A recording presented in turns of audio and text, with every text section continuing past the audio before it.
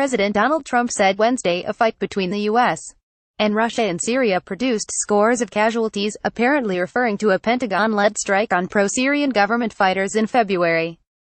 Speaking at a press conference alongside Japanese Prime Minister Shinzo Abe, Trump defended his record on Russia after the White House rejected sanctions announced Sunday by U.S.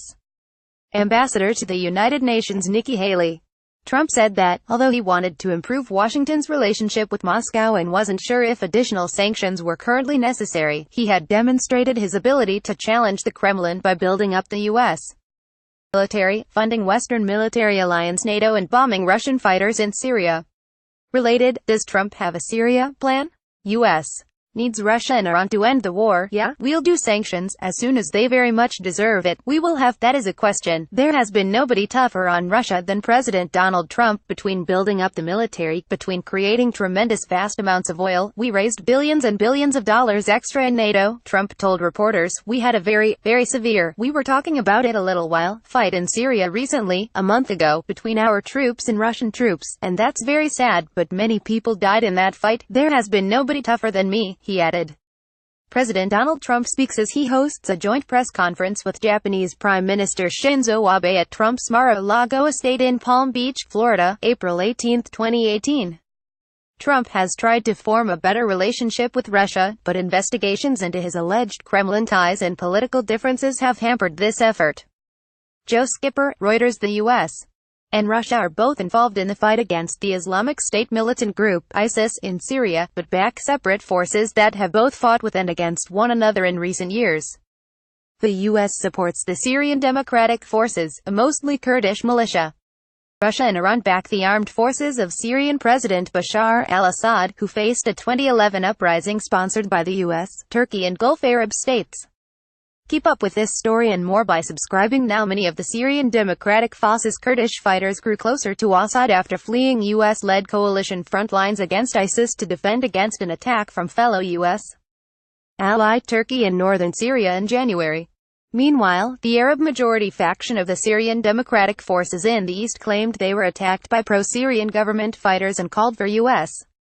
backup. The U.S. responded with air power, causing significant casualties that have yet to be officially counted. Initial reports from activist and official media varied from a few dozen to up to 500 pro-Assad fighters killed, including an unknown number of Russian citizens believed to be operating on behalf of a private military company.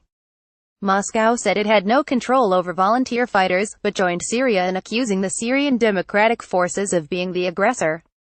A few days later, the U.S.-led coalition again struck what it said were attacking pro-Syrian government forces, this time in a Russia-built T-72 tank. Defense Secretary James Mattis said last month that a third incident was avoided when the U.S.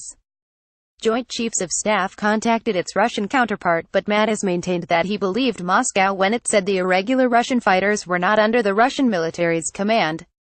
In this still from footage released by the Defense Department, a U.S. MQ-9 Reaper drone, also known as Predator B, destroys a Russia-built T-72 tank in eastern Syria on February 10.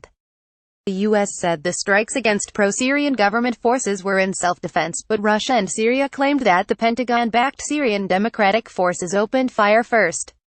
Department of Defense CIA Director and Secretary of State hopeful Mike Pompeo also made an apparent reference to the February incident during his confirmation hearing last week in front of the Senate Foreign Relations Committee.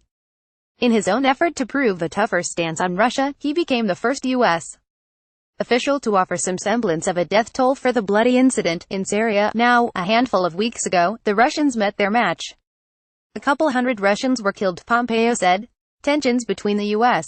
and Russia have been high since a number of Western governments accused Moscow of being behind a nerve agent attack against an ex-Soviet spy in the UK.